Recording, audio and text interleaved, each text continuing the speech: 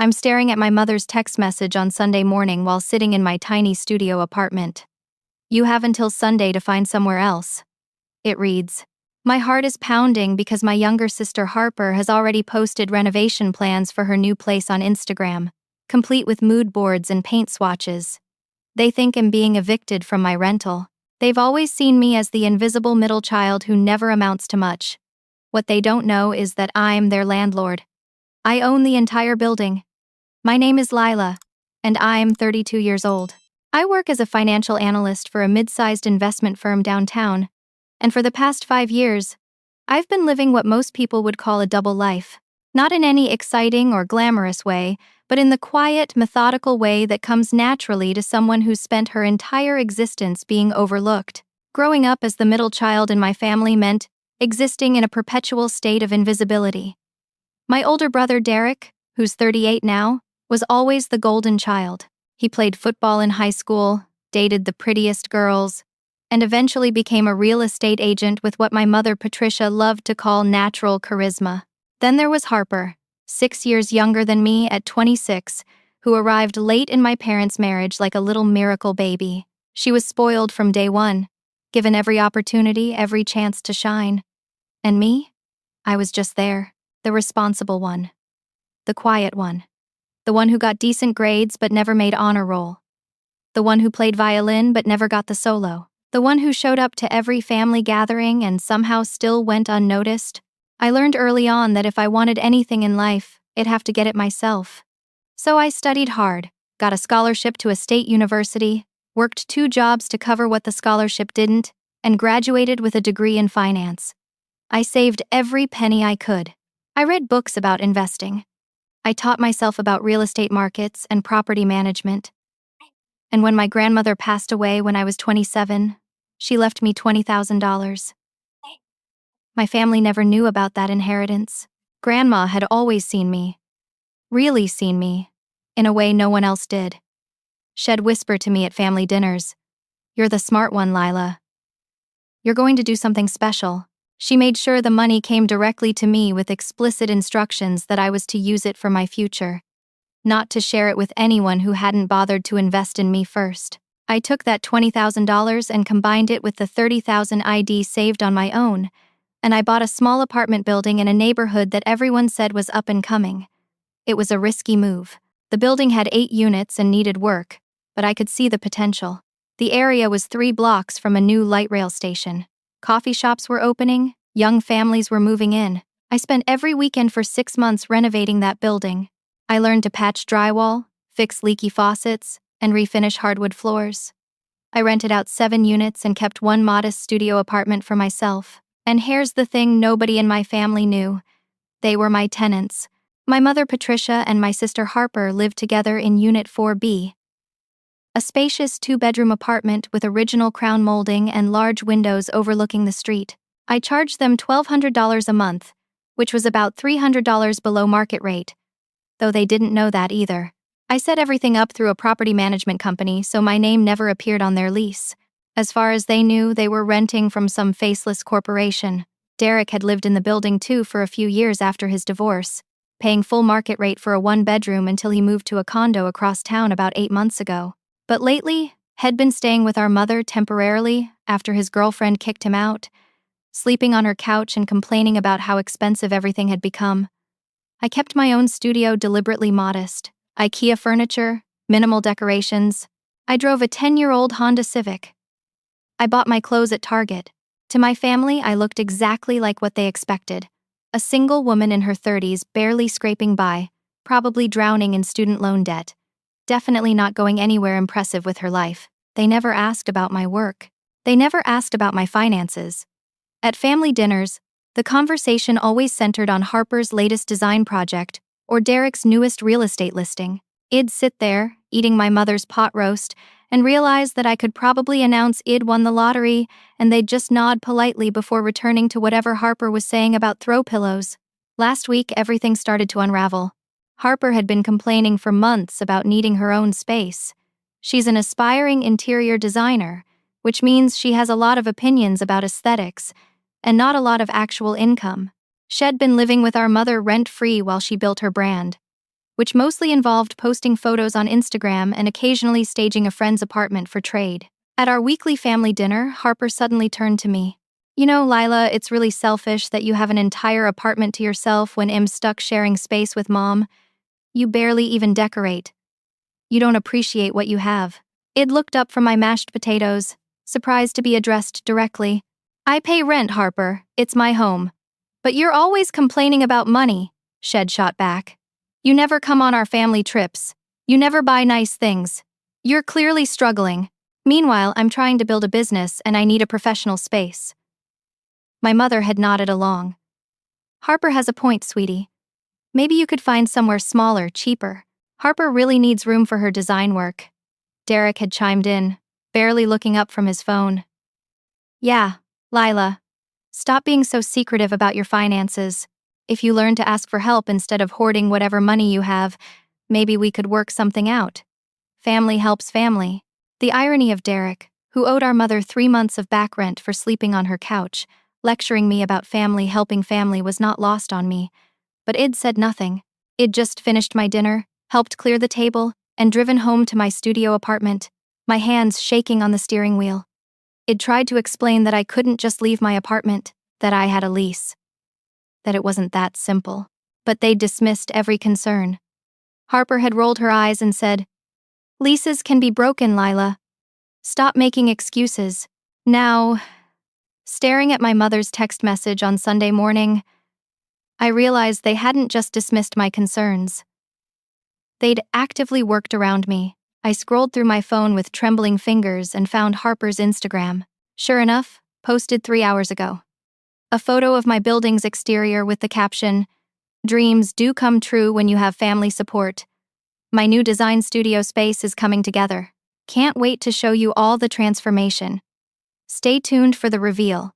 The post had 237 likes already. Comments poured in. "So happy for you. Your family is amazing. Can't wait to see what you do with the space." I felt sick. I opened the next post, a series of photos showing floor plans, paint swatches in soft blush and sage green, furniture mock-ups. Shed tagged the location, my address, my home. My phone buzzed. Another text from my mother. "Harper's contractor is coming Tuesday to measure. Please have your things cleared out by Monday evening. This is really for the best, Lila. Harper needs this opportunity." I sat there on my couch, the Sunday morning light streaming through my windows, and I did something I rarely allowed myself to do. I got angry, not the quiet, swallowed-down frustration I'd lived with for years, but real, blazing anger. Then my email dinged. It was from my property management company, forwarding a document for my review. I opened it and my blood ran cold. Someone had submitted a lease termination notice for my unit, claiming I'd agreed to vacate by the end of the month. The signature at the bottom was supposed to be mine. It wasn't. The handwriting was close, but not quite right. And the emergency contact listed on the form was my mother, claiming she had power of attorney to sign on my behalf. Shed forged my signature. My own mother had committed fraud to evict me from my own property. I called my property manager immediately. "Linda, it's Lila. I just got the forwarded email. I never signed that termination notice." Linda's voice was apologetic. "I was wondering about that. Your mother called on Friday, said you'd been dealing with some mental health issues, and that you'd asked her to handle the paperwork. She sounded very convincing. I'm so sorry. I should have verified with you directly. Linda, I'm the owner of the building. You know that. Why would I need my mother to sign anything for me? I know. I flagged it as suspicious, and that's why I forwarded it to you. I haven't processed anything yet. But Lila, your mother also mentioned that your sister has already hired movers for Friday. They're scheduled to arrive at 8 in the morning." I thanked Linda and hung up. I sat there for a long moment, my mind racing. Then I stood up, grabbed my keys, and headed to my mother's apartment. It was time to see exactly what my family thought they were doing. When I arrived at Unit 4B, I could hear voices inside before I even knocked.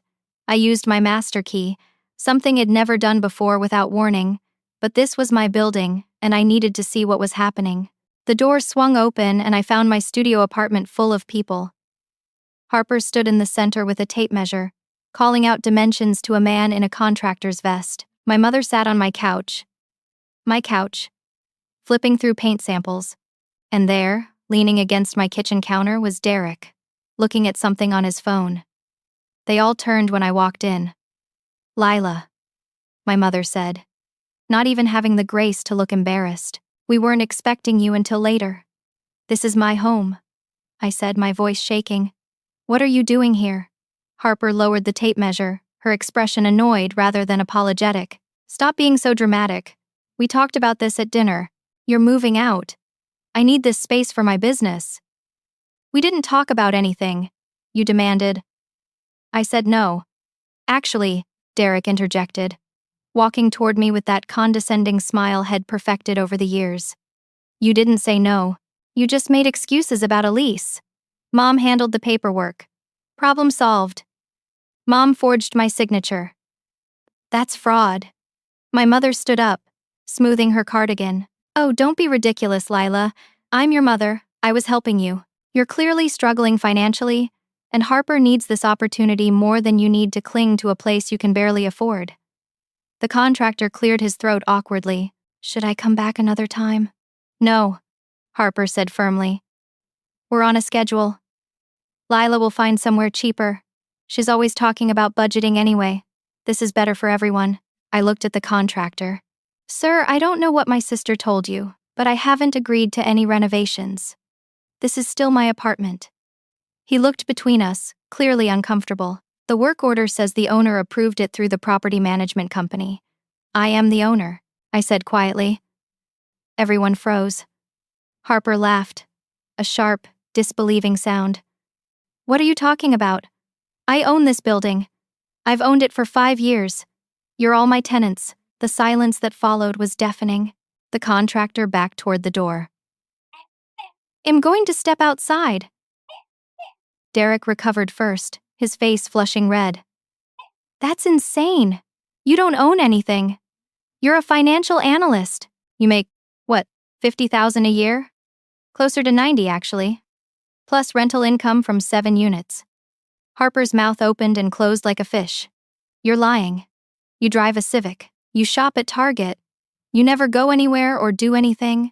"Because I was building something real, instead of posting about it on Instagram." My mother's expression hardened. "If this is true, and I don't believe it is, then you've been lying to us for years. You've been taking our rent money while pretending to be our equal." "I charged you below market rate," I said. "And I never pretended anything. You just never asked. You never wondered. You saw what you expected to see." Derek pulled out his phone, typing rapidly. "I'm going to verify this. What's the property management company's number?" I rattled it off from memory. He called, spoke in hushed tones, then hung up, his face pale. "She's telling the truth," Linda confirmed it. "Lila is the sole owner."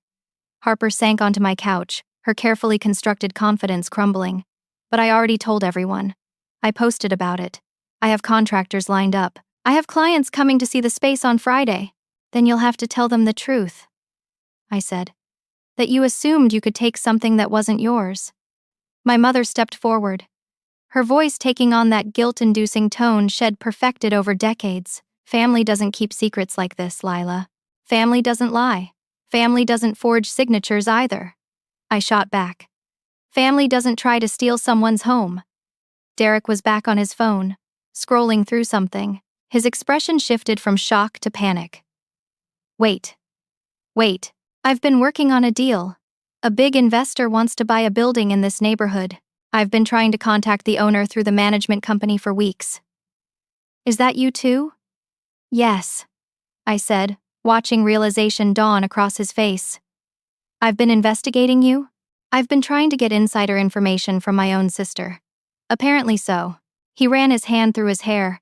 "There's an investor willing to pay $2.3 million for this building.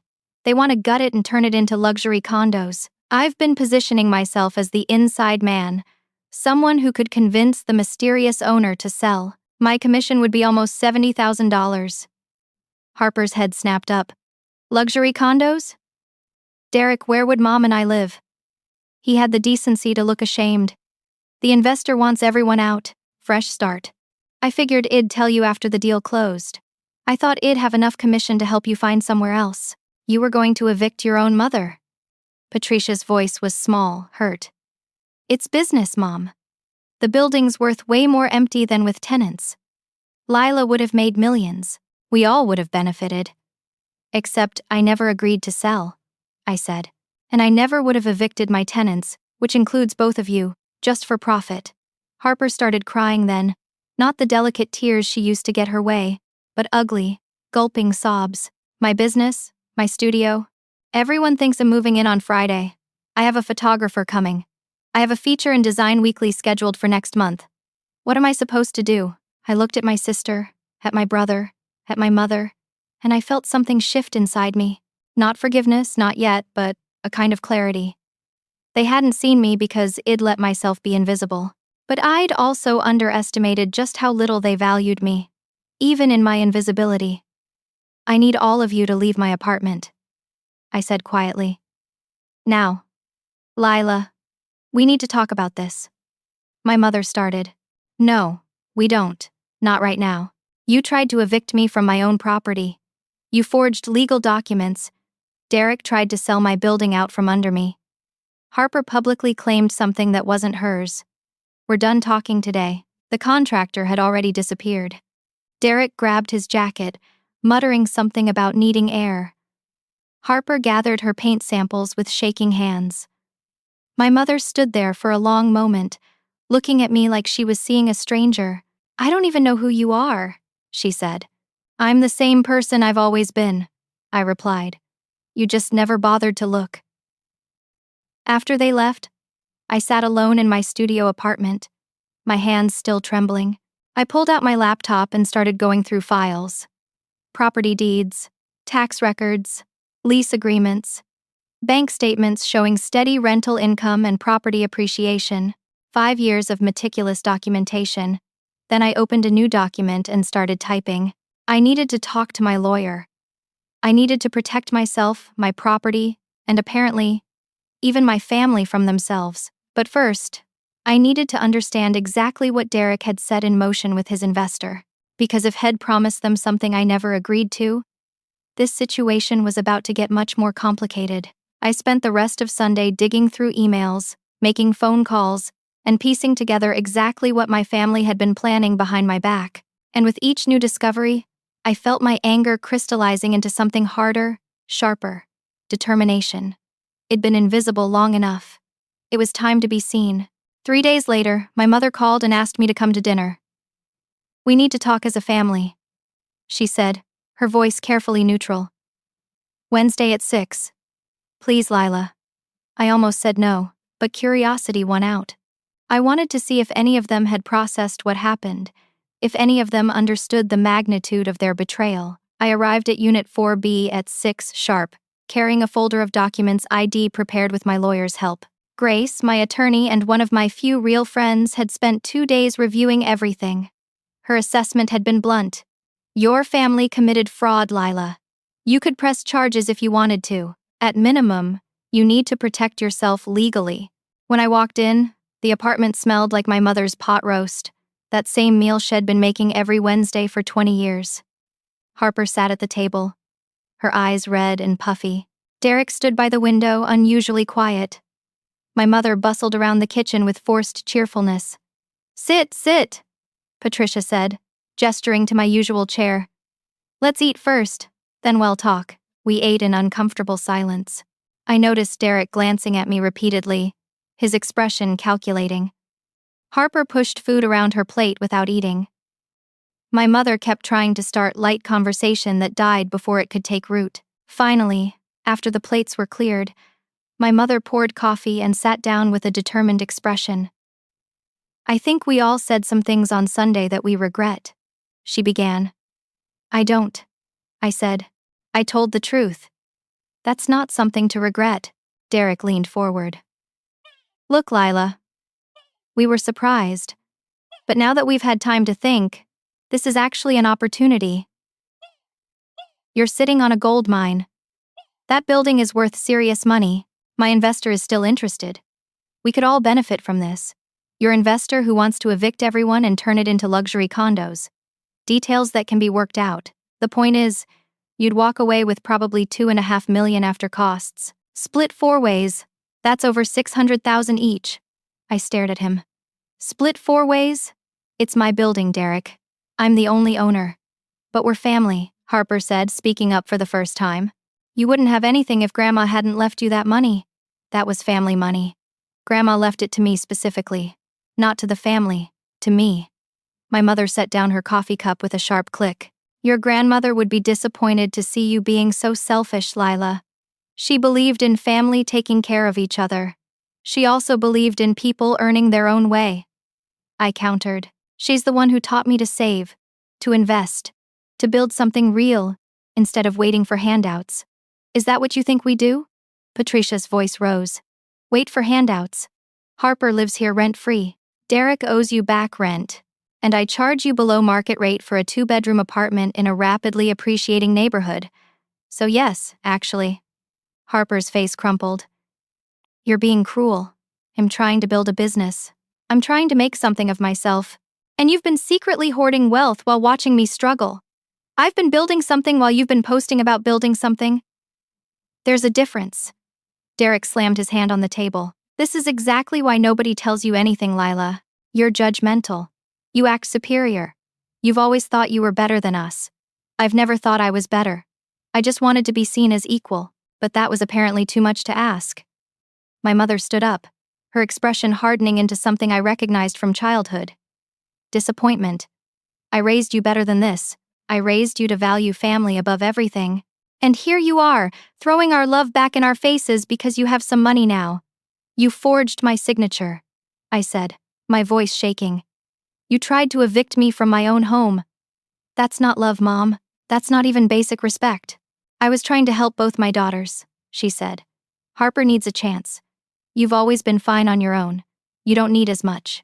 And there it was, the truth I'd always suspected but never heard spoken aloud. I don't need as much. I've always been fine on my own. Therefore, I don't deserve as much attention, as much support, as much love. You're right, I said quietly. I have been fine on my own. Because I had to be. Harper wiped her eyes. This is so unfair. I already told everyone about my new studio. I have an opening celebration planned for Friday. I invited local press, influencers, potential clients. I have a photographer booked. I have a feature in Design Weekly coming out next month about my new space. What am I supposed to do now? Tell them the truth, I said. That I don't actually have a space? That my family humiliated me? That will ruin my reputation before it even starts. Derek checked his phone and cursed under his breath. My investor just emailed. They're getting impatient.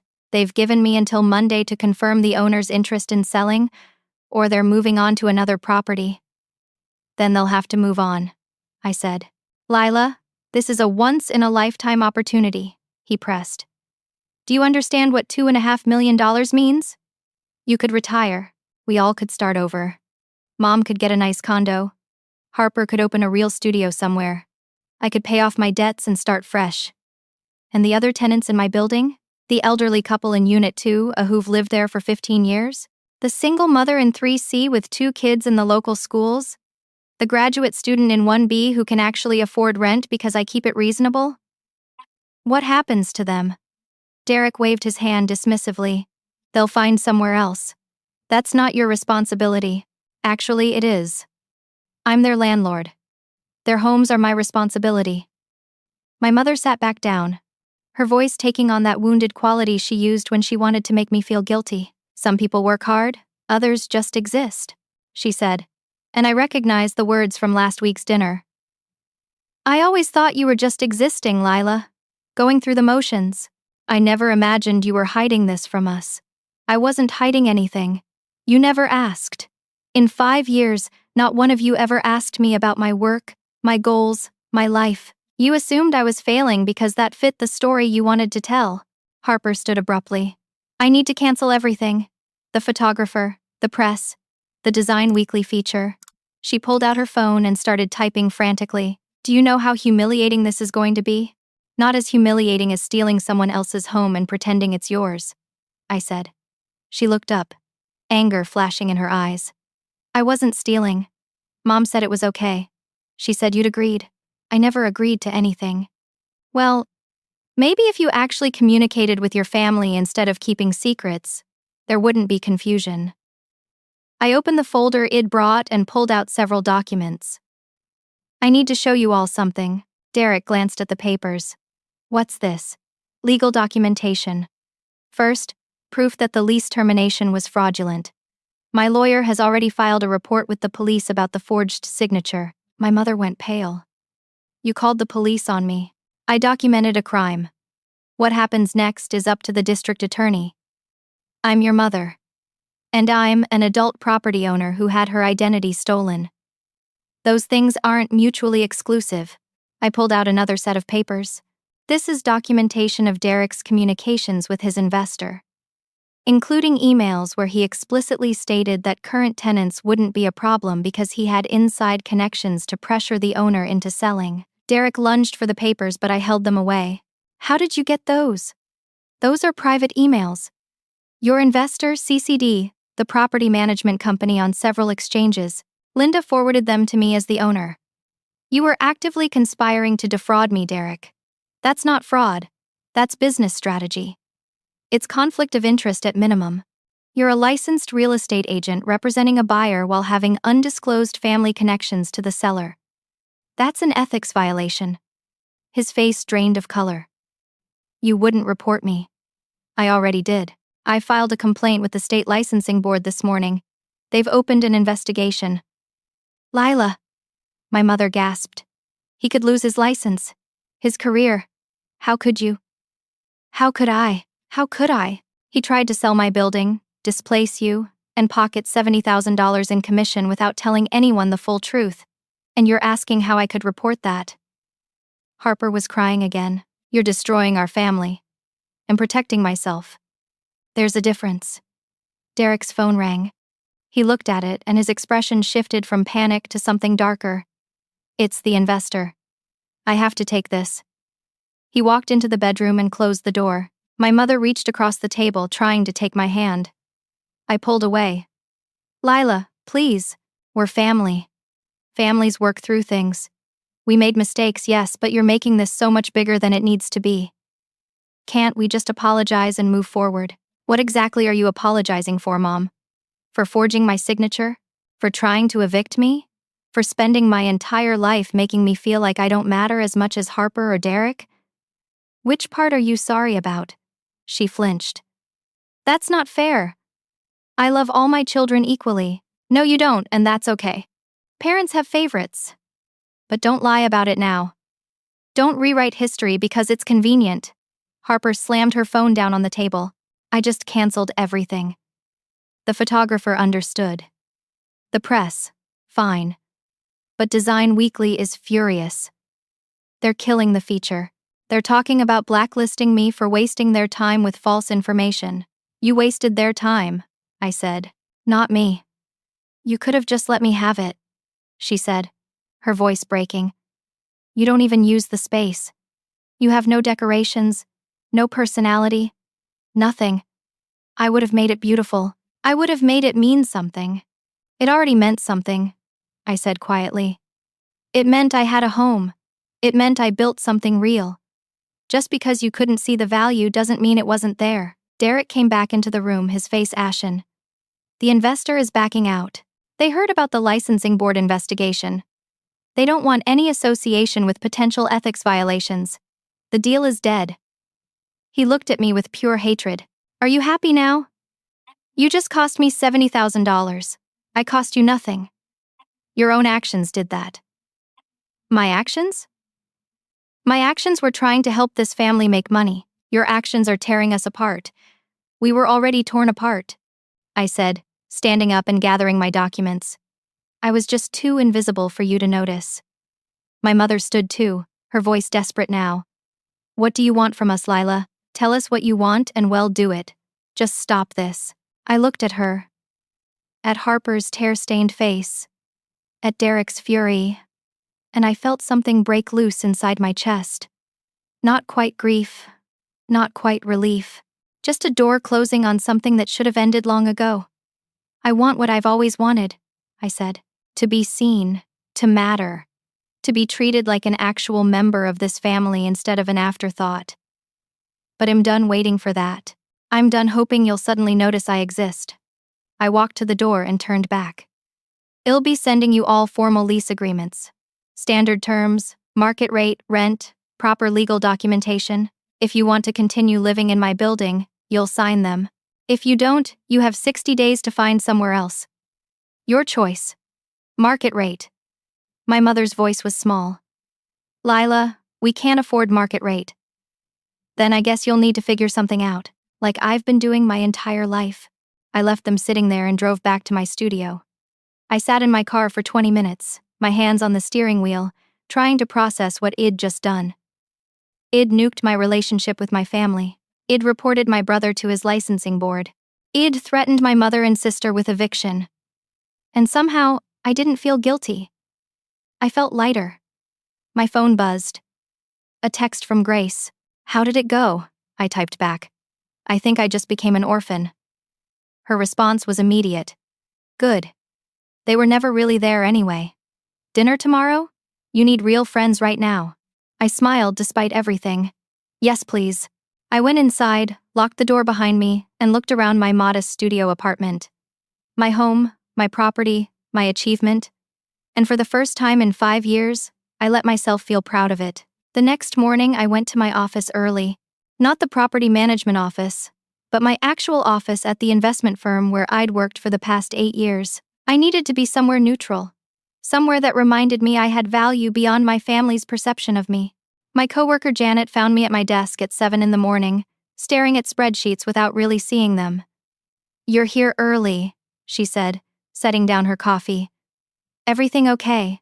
I'd never talked much about my personal life at work. But something about the way she asked, genuinely concerned, made me crack open just a little. Family drama, I said. Found out they don't really know me at all. She sat down, and I ended up telling her an abbreviated version. The building, the attempted eviction, the forged signature. She listened without interrupting, her expression shifting from surprise to outrage on my behalf. You own that whole building on Maple Street? I walk past there every day. That's prime real estate. I got lucky with timing, and I worked really hard. Lila, that's not luck. That's smart investing. Why didn't you ever tell anyone? I shrugged. Didn't seem relevant. You're a property owner at 32. You're basically living everyone's investment dream. That's amazing. Her words settled something inside me. She was right. I'd been treating my accomplishment like it was something to hide, something shameful, when really it was something to be proud of. At 9, I called Grace from the conference room. I need to make this official. Proper lease agreements for everyone in the building, including my family. Market rate, standard terms, no special treatment. Are you sure? Grace asked. That's going to be a significant rent increase for your mother. You've been charging her, what, $300 below market? I'm sure. If I keep giving them discounts, they'll keep seeing me as the person who doesn't deserve full value. Okay, I'll draw up the documents. What about the forged signature situation? The police report. I hesitated. I want it on record, but I don't want to press charges unless they escalate further.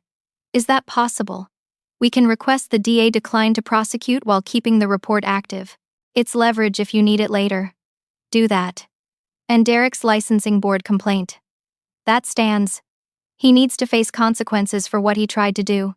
After I hung up, I spent the rest of the morning working on actual job responsibilities, analyzing investment portfolios and market trends. It felt grounding. Focusing on numbers that made sense. On problems that had clear solutions. At lunch, I drove to the building and walked through it properly. Something I hadn't done in months. I'd been managing everything remotely, through Linda and the maintenance staff. But now I needed to reconnect with the property itself, remember why I'd bought it in the first place. Mrs. Chen from Unit 2A was checking her mailbox when I arrived. She was 73. A retired teacher who'd lived in the building with her husband for 15 years.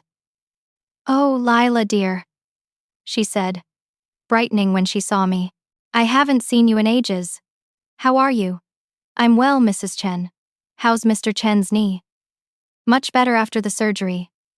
We're so grateful the building has an elevator. At our age, stairs would be impossible.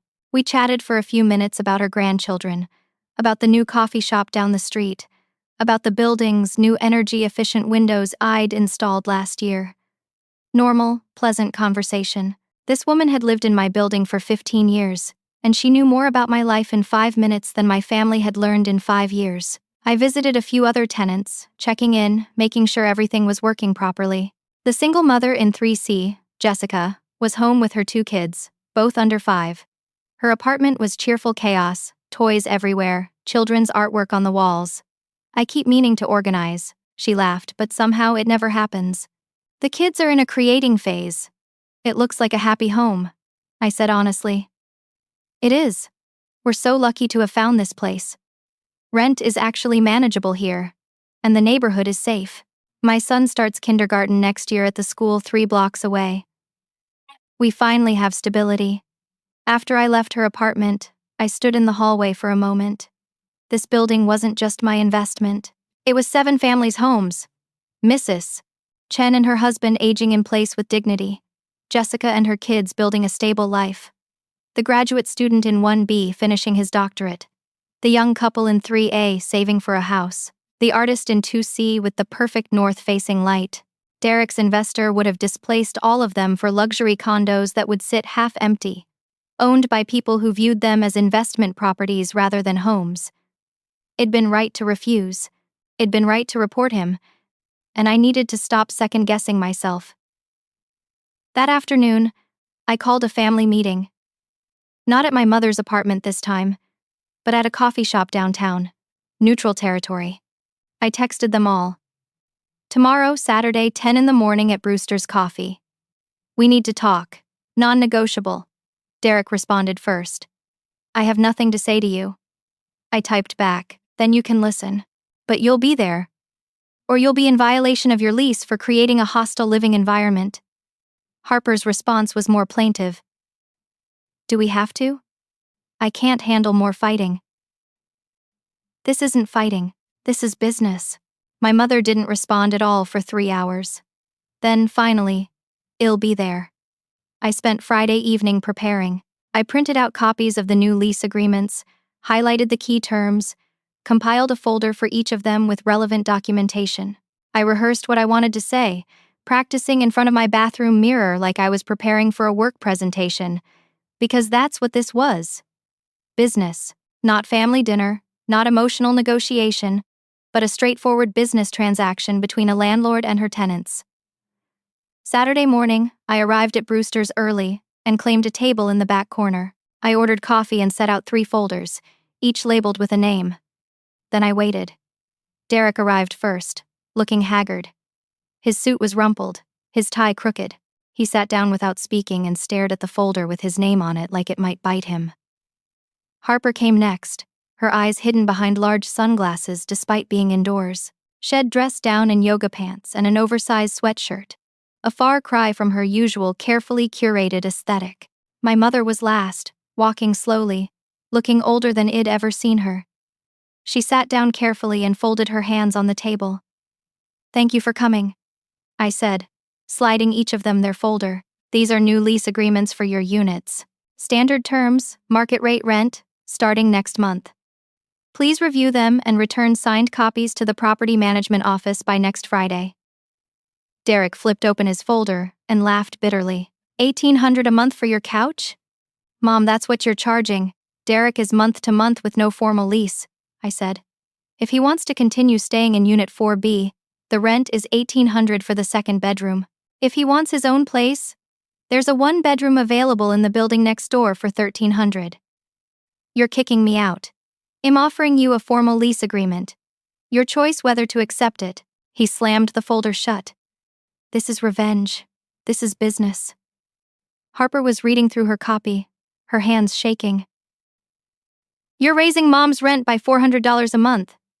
She's on a fixed income. She can't afford this. The 2-bedroom units in this neighborhood rent for $1,600 to $1,800. I'm charging her $1,400. That's still below market. But she's your mother, Harper said, her voice breaking. And she forged my signature to evict me. Being family doesn't exempt you from paying fair rent. My mother finally spoke, her voice tired. I can't afford $1,400 a month, Lila.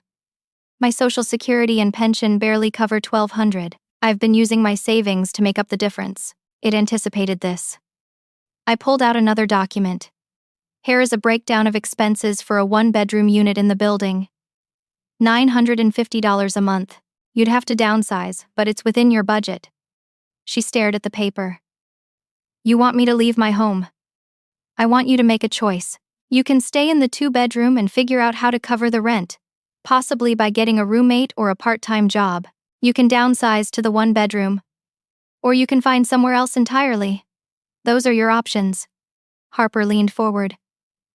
What about me? Where am I supposed to go? You're 26 and you've been living rent-free for 2 years. It's time to support yourself. I'm building a business. Then build it on your own dime, not mine. Derek was scrolling through his phone. Do you have any idea what you've done to me? The licensing board investigation is public record. I've had 3 clients cancel this week. My brokerage is reviewing my status. I might lose everything. You might face consequences for your choices. I corrected. That's not the same as me doing something to you. You reported me. You committed ethics violations. I documented them. He stood up abruptly. I'm done. It'll be out by the end of the month, and I never want to see you again. Sign the lease termination form before you leave, I said calmly. It's in your folder. Page 12. He grabbed the folder and stormed out, nearly knocking over a woman carrying a latte. Harper was crying silently, tears running down her face behind her sunglasses. I don't understand why you're being so cruel. We're your family. And family should treat each other with respect. That works both ways, Harper. My mother finally looked up at me, and her expression was different than I'd ever seen. Not angry, not dismissive, just sad. When did you become so hard? She asked, when I realized being soft meant being invisible. I replied. We sat in silence for a long moment. The coffee shop bustled around us, people laughing and talking, living their normal Saturday mornings while my family fell apart. I'll take the one-bedroom, my mother said finally. I'll move next month. Okay, and Harper can stay with me until she figures something out. Harper started to protest, but Patricia held up her hand. You'll pay me $300 a month in rent, and you'll get a real job while you build your design business. That's non-negotiable. I slid another document across the table. The one-bedroom lease. Sign at the bottom. My mother pulled out a pen and signed without reading it. Then she stood up, gathering her things. Your grandmother would be proud of you, she said quietly. But I don't know if I am. She left, Harper trailing behind her, still crying. I sat alone at the table with my coffee. 3 signed documents in front of me. And I waited for the guilt to hit. For the second thoughts. For the voice in my head that would tell me I'd gone too far, but it didn't come. Instead, I felt clear. Like I'd finally stopped apologizing for taking up space in my own life. I gathered the documents, left a tip, and walked out into the sunny Saturday morning. I had a building to manage, tenants to care for, and a life to live. And for the first time in a long time, I was looking forward to all of it. The next 2 weeks were strange and quiet. Derek moved out within 3 days, leaving the keys with Linda and no forwarding address. My mother and Harper packed up the 2-bedroom apartment in silence, and I hired movers to help Patricia shift to the 1-bedroom unit on the first floor. I didn't help with the move. I didn't stop by to check on them. I maintained professional boundaries, communicating only through Linda when necessary. But on the day of the move, I did make sure fresh flowers were waiting in Patricia's new apartment, along with a gift basket from the local bakery. Not because I'd forgiven her, but because somewhere underneath the anger and hurt, she was still my mother. And old habits die hard. Linda called me that evening. Your mother found the flowers, she cried. Then she asked me to thank you. She can thank me herself when she's ready. I said. I don't think she knows how. 2 days later, Harper showed up at my door. It was 8 in the evening, and I was in pajamas, eating takeout and watching a home renovation show with no small amount of irony. I almost didn't answer the knock, but then I heard her voice. Lila, please. I know you're home. I can hear the TV. I opened the door. Harper stood there in jeans and a plain t-shirt, no makeup, hair in a messy ponytail. She looked younger like this, less like the carefully curated Instagram version and more like the little sister I remembered from childhood. "Can I come in?" she asked. I stepped aside. She walked in and looked around my apartment. Really looked at it. Maybe for the first time ever. "It's peaceful," she said finally. "I always thought it was empty, but it's actually just peaceful." "Did you need something, Harper?" She sat on my couch without being invited. I wanted to apologize. Really apologize, not the fake kind Mom makes us do. I stayed standing, arms crossed. Okay, I was entitled. I was spoiled. I was so focused on what I wanted that I didn't see what I was taking from you. She twisted her hands together. "I never thought about what you'd built. I just saw an apartment that looked available, because you assumed I hadn't earned it." "Yeah, and that's so messed up." She looked up at me, her eyes red. "You've been successful this whole time and I never noticed. I was too busy trying to look successful to see that you actually were." I sat down in the chair across from her. "Why now? Why come here and say this now?" "Because I got a job. A real job. At a furniture store in the mall. And my manager asked me what my design experience was, and I realized I don't have any. Not real experience. Just Instagram posts and dreams." She laughed, but it wasn't a happy sound.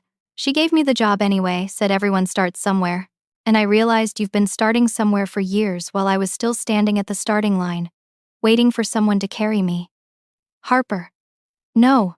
Let me finish." Design Weekly didn't just kill my feature. They asked me to explain why Id misrepresented my situation, and I had to tell them the truth. That Id assumed I could take my sister's home, because I wanted it more. Do you know how that sounds? How awful that is. Pretty awful, I agreed. The editor told me that talent means nothing without integrity, that the design world is small and reputation is everything. And then she said something that stuck with me. She said, "Maybe you should spend less time curating an image and more time building something real." Harper wiped her eyes. She sounded like Grandma. "Like you." We sat in silence for a moment. I could hear the couple in the apartment below arguing about whose turn it was to do dishes. Normal sounds, life continuing. "I've been living with Mom in the one bedroom," Harper said. "It's cramped. We're driving each other crazy. But you know what? We're actually talking. Really talking. About Dad leaving, about her working 3 jobs to raise us, about her putting everything into me and Derek because she was afraid of failing us. And me." I asked quietly. "She said you were like her, independent, capable. She said she never worried about you because you always figured things out." Harper met my eyes. "She said she failed you by not worrying. That's not an excuse." "I know, but it's an explanation. She's not good at emotions, Lila. She's not good at saying she's sorry. But she's trying. Is that why you're here? To deliver her apology?" "No. I'm here to deliver mine." Harper stood up. "I don't expect you to forgive me. I don't expect us to be close. But I wanted you to know that I see you now. I see what you built, what you accomplished, and am sorry I tried to take it. Am sorry I didn't value it. Am sorry I didn't value you." She walked to the door, then turned back. "And for what it's worth, I'm starting over. Real experience, real work, building real things. Maybe someday I'll have something half as impressive as what you've created. But it'll be mine, not stolen." After she left, I sat there for a long time. The apology didn't erase what had happened, but it was something. It was a start. 3 days later, Derek showed up. I was less surprised this time. Apparently, I was running a confessional service now. He looked worse than Harper had. Thinner, older, beaten down. He stood in my doorway and didn't ask to come in. "I lost my license," he said without preamble. "Suspended for 6 months. Mandatory ethics training. Probation for 2 years after that." "I'm sorry," I said. And meant it.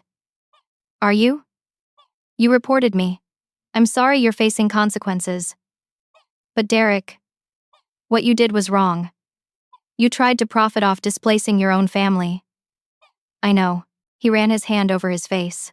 I've been thinking about that a lot. About when I stopped seeing people as people and started seeing them as transactions. About when making money became more important than anything else. What are you going to do? I got a job with a nonprofit, Housing First Initiative. They help people find affordable housing, work with landlords to keep rents reasonable, prevent evictions. He laughed bitterly.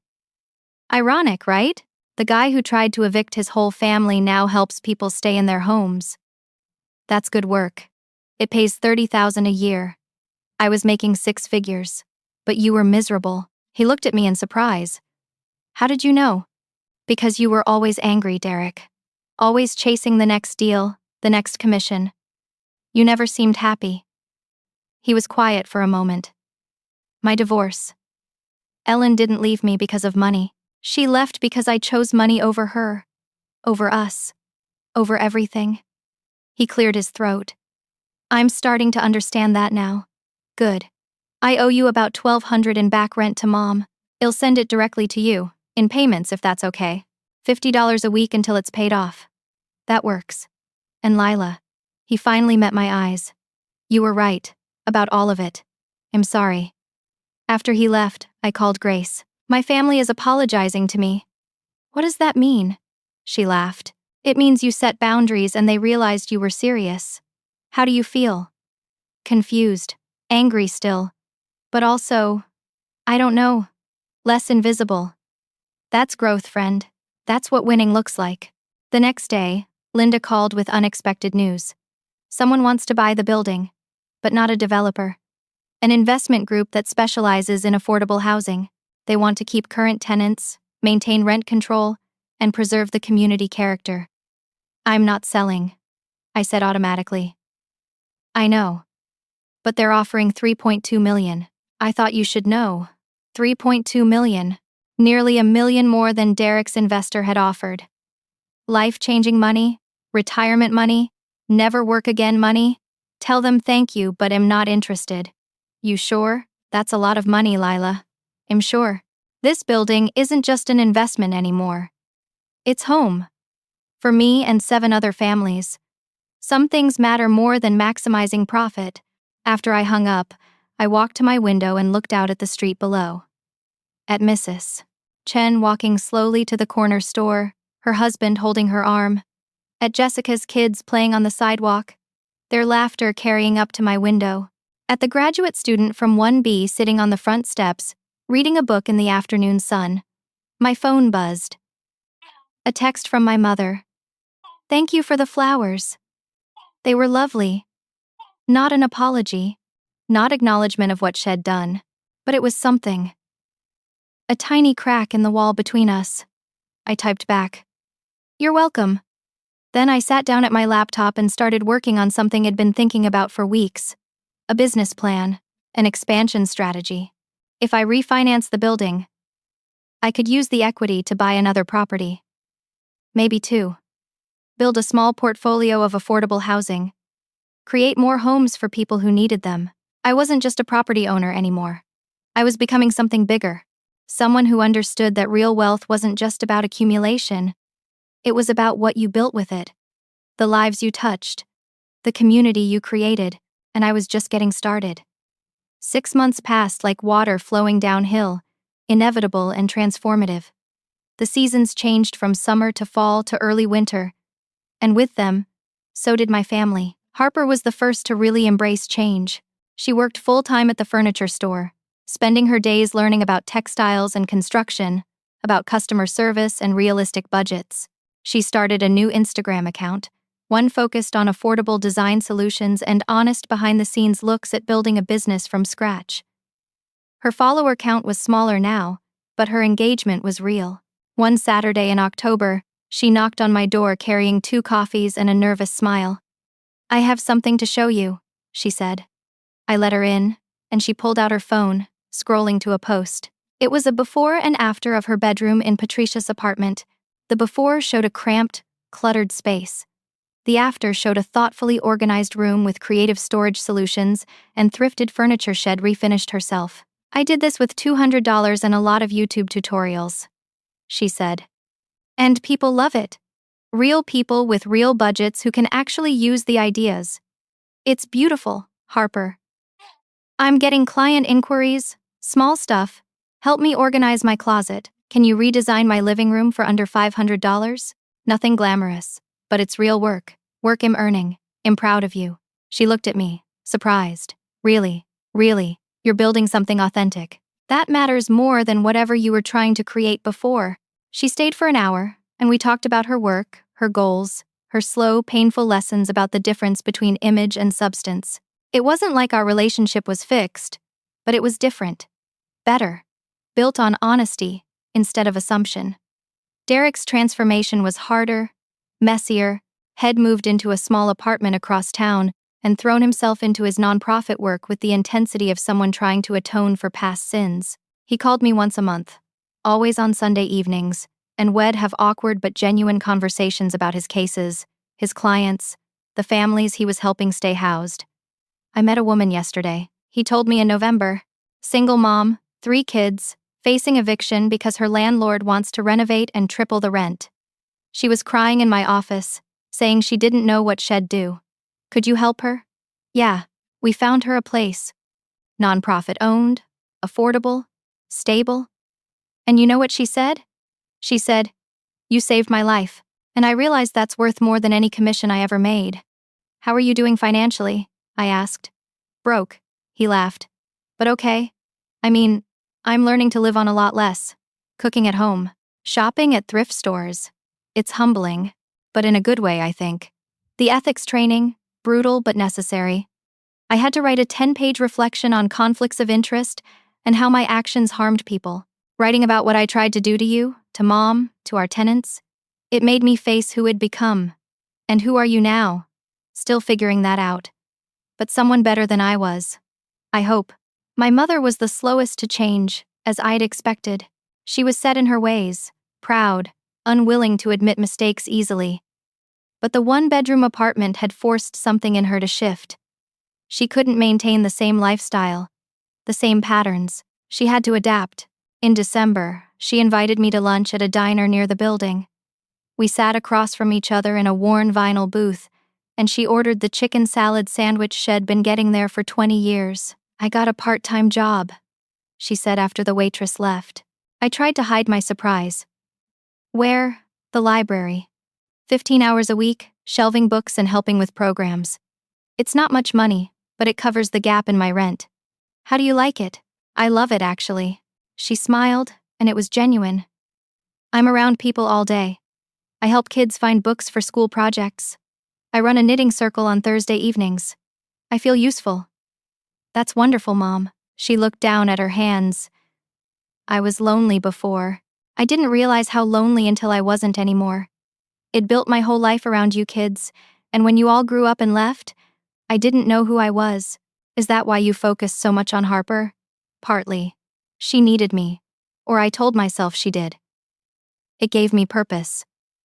But really, I was holding her back by not pushing her to stand on her own, and I was holding myself back too. Our food arrived and we ate in comfortable silence for a moment. Your father called last week, she said suddenly. I set down my fork. My father had left when I was 12, remarried, started a new family in Arizona. We'd barely heard from him in 20 years. What did he want? He heard through someone that Derek lost his license. He called to gloat, basically. To say I'd raised the kids wrong. Her expression hardened. I told him about you, about your building, your success, your intelligence. I told him that at least one of our children turned out extraordinary, no thanks to him. Mom, I should have told you this earlier, Lila. But you remind me of him, not in bad ways, but in the ways that scared me. You were always independent, always capable, always figuring things out alone. Just like he was, and after he left, I couldn't look at those qualities without seeing him leaving. So I focused on Harper and Derek because they needed me in ways you didn't. I did need you, I said quietly. Just differently. I know that now. Too late. But I know it. She reached across the table and took my hand. I didn't pull away. I'm sorry, Lila. For the forgery, for the favoritism, for all the times I didn't see you when you were standing right there. I'm sorry. It wasn't enough. It would never be enough to erase 32 years of being second best. But it was real. It was honest. And it was a beginning. "Thank you," I said. We finished lunch talking about small things. Her knitting circle, my work, the new coffee shop that opened on the corner, normal conversation between a mother and daughter. Maybe for the first time ever. By January, the building had settled into a new rhythm. It refinanced and used the equity to buy a second property, another small apartment building 2 neighborhoods over. Harper helped me design the marketing materials for new tenants, refusing payment but accepting credit. Derek consulted on fair housing practices, making sure my screening processes didn't discriminate. Patricia volunteered to water the plants in the common areas and organize a monthly tenant social. We weren't a traditional family anymore, but we were becoming something more honest, more sustainable, more real. One evening in late January, all 3 of them came to my apartment for dinner. Id cooked, awkwardly, following Grandma's old recipes from a stained notebook Id kept. The pot roast was slightly dry, and the potatoes were a bit lumpy, but nobody complained. We sat around my small table, elbows bumping, passing dishes, and it felt almost normal. "I have news," Harper said, setting down her fork. "I got accepted into a community college program. Interior design certificate. Part-time. While I keep working. It'll take 2 years, but I'll have actual credentials when I'm done." "That's amazing," I said. "I'm paying for it myself," she added quickly. "With my furniture store earnings and some freelance work. No handouts." Derek cleared his throat. "I have news too. I'm seeing someone. Her name is Amanda. She works at the nonprofit, runs the tenant advocacy program. She's smart and kind, and she makes me want to be better." Patricia smiled. "I'd like to meet her." "You will. But I wanted to make sure I had my act together first. Didn't want to bring someone into the mess I was before." My mother looked at me. "What about you, Lila? Any news?" I hesitated, then pulled out a document I'd been working on. "I'm starting a foundation, using profits from the buildings to fund first-time homebuyer programs for low-income families, teaching financial literacy, helping people build wealth the way Grandma helped me." "That's wonderful," Patricia said, and her eyes were shiny with tears.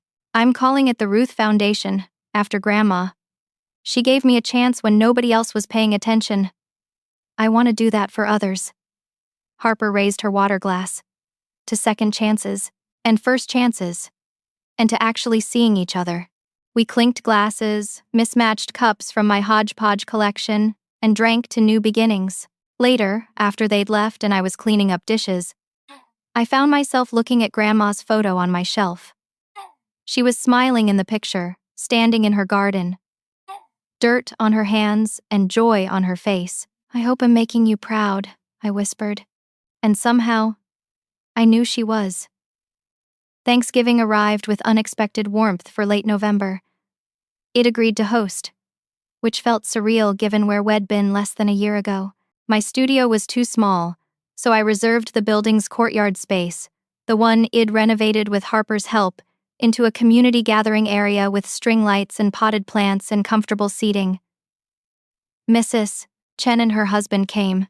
Jessica brought her kids, who ran in circles chasing each other while the adults laughed.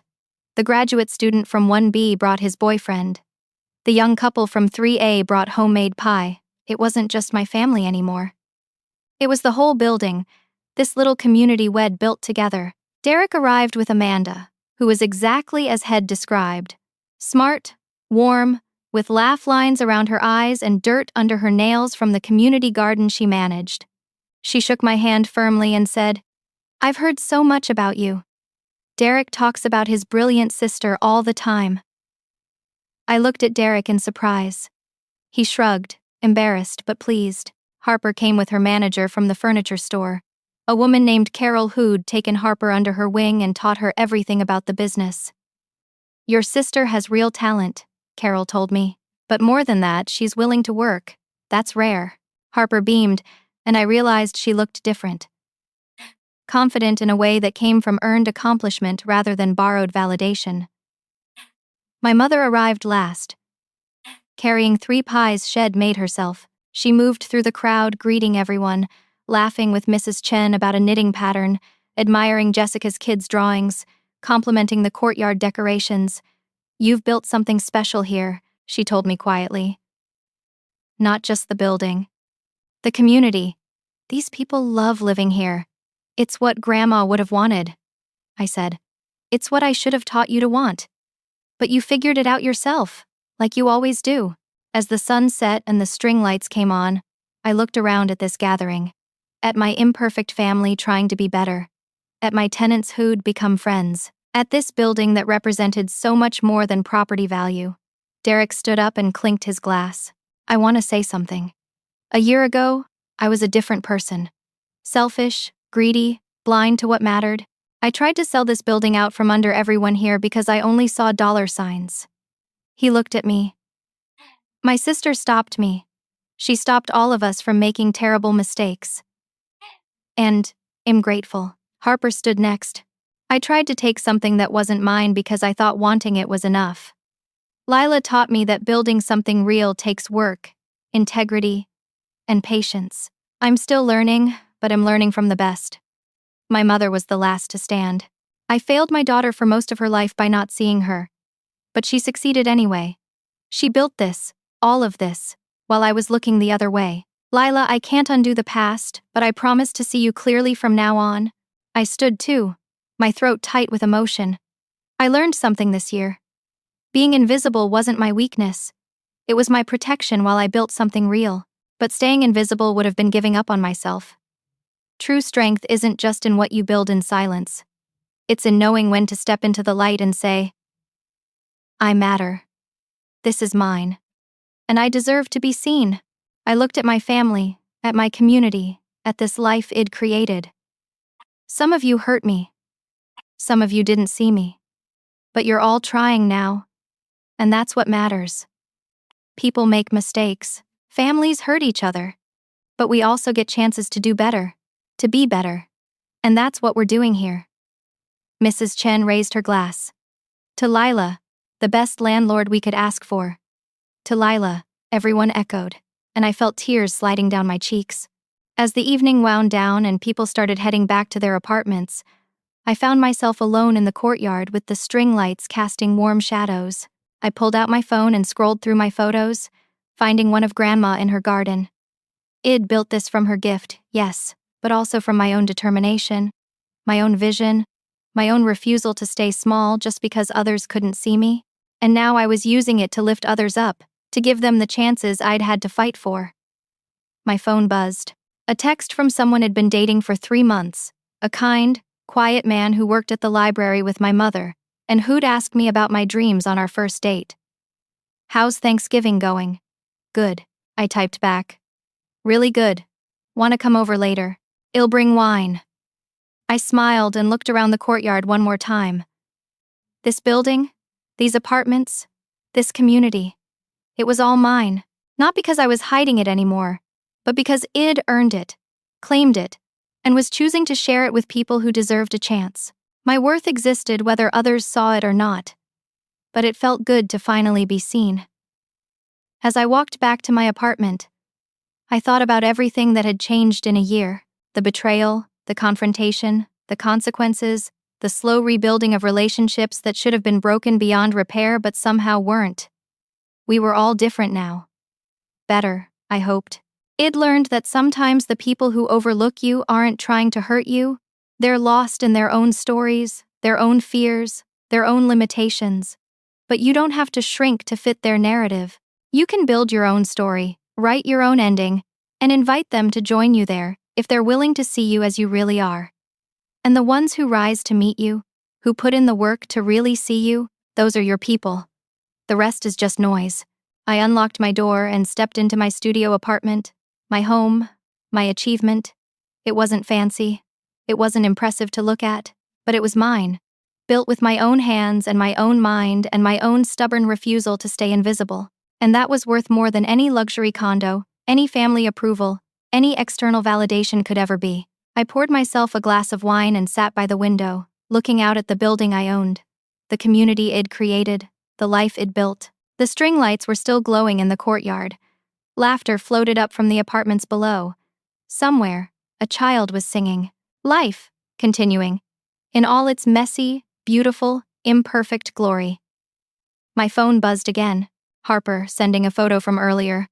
All of us around the table laughing at something Derek had said. We looked happy. Real. Like a family that had been broken and was slowly learning how to heal. I saved the photo and set down my phone. Tomorrow, I'd go back to work. I'd manage my properties, run my foundation, continue building something meaningful. But tonight, I'd just sit here and feel proud of who I'd become, all on my own, while nobody was watching. And that, I realized, was the whole point. I'd spent so much of my life trying to be seen by people who weren't looking, and in the process, I'd almost missed the most important person who needed to see me, myself. But I saw me now. Clearly. Fully. Without apology. And I was extraordinary. So I want to ask you something. Have you ever felt invisible in your own life? Like you were doing everything right but nobody noticed? How did you handle it? Did you stay quiet or did you finally speak up? I'd love to hear your stories in the comments below. If this story resonated with you, please hit that like button. It helps more people find these stories and realize they're not alone in their struggles. And if you're not already subscribed, please subscribe to the channel. We share stories every week about real people facing real challenges and finding their way through. Share this story with someone who needs to hear it. Maybe someone who feels overlooked, or someone who's building something quietly and needs validation that their work matters even if nobody's cheering yet. Thank you so much for listening to my story. I hope it reminded you that your worth isn't determined by who sees you. It's determined by who you choose to be, what you choose to build, and how you choose to show up in the world. Be kind to yourself. You're doing better than you think. And remember, some of the strongest people built their empires while everyone else was looking the other way. Until next time, take care of yourselves. You matter. Even if nobody's told you that lately, you matter.